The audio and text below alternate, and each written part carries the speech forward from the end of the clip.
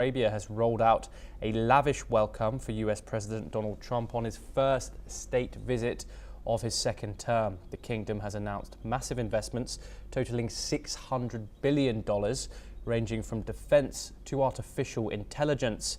Under glittering chandeliers, Trump praised Crown Prince Mohammed bin Salman, even joking that the deal should be worth $1 trillion. The White House says Saudi Arabia will buy nearly $142 billion worth in US weapons, calling it the largest ever defense deal. Meanwhile, Saudi tech firms Data Vault is set to invest $20 billion into US AI infrastructure. Companies like Google will also boost tech ties between the two nations. Let's listen in to what the two leaders had to say. قد انعكست مساعدة على العلاقات الاقتصادية بين بلدينا على نمو متبادل تجاري يتبلغ $500 مليار خلال عام 2013 2024.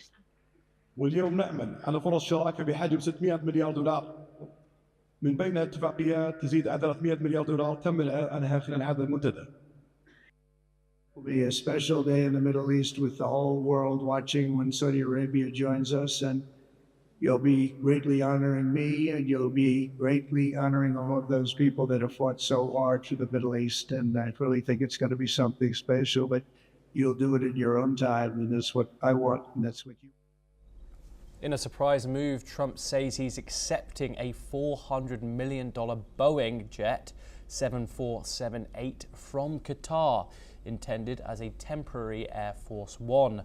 Several Republican lawmakers are raising security concerns. Trump is expected to visit Qatar and the UAE next, continuing his tour across the Gulf.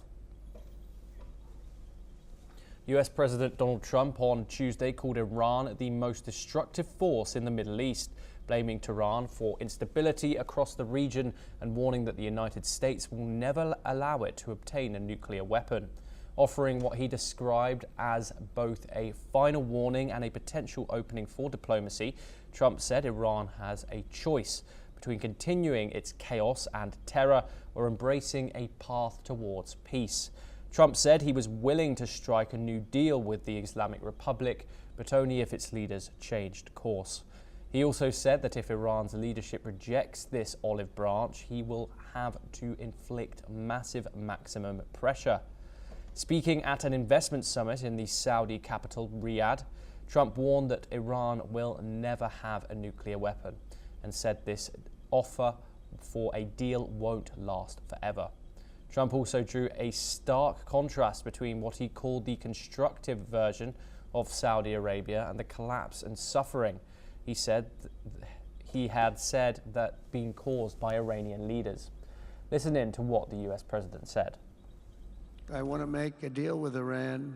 If I can make a deal with Iran, I'll be very happy if we're going to make your region and the world a safer place. But if Iran's leadership rejects this olive branch and continues to attack their neighbors, then we will have no choice but to inflict massive maximum pressure, drive Iranian oil exports to zero, like I did before.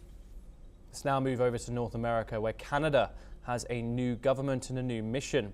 Prime Minister Mark Carney unveiled his cabinet on Tuesday, promising to redefine ties with the United States amid escalating tensions over President Donald Trump's trade war. 2 weeks after his stunning election comeback, Carney's team was sworn in at a ceremony in Ottawa. The 60-year-old former central banker is now officially serving his first full term in office. His message was a stronger, more independent Canada. The new cabinet includes key negotiators who've been dealing with Washington on tariffs that have cost jobs. Dominic LeBlanc takes over Canada U.S. trade. Anita Anand replaces Melaine Joly as foreign minister. Ivan Solomon, a former journalist, joins as the first ever AI minister, signaling Carney's push for economic transformation. Carney says his government will work restlessly to protect Canada's sovereignty, a direct response to Trump's recent annexation threats. Let's listen in. My government will work relentlessly to keep Canada secure as a sovereign nation and to keep Canadians safe in their communities. We will build a stronger Canadian Armed Forces to defend every inch of our territory through unprecedented investments in land, air, sea, and cyberspace. Staying in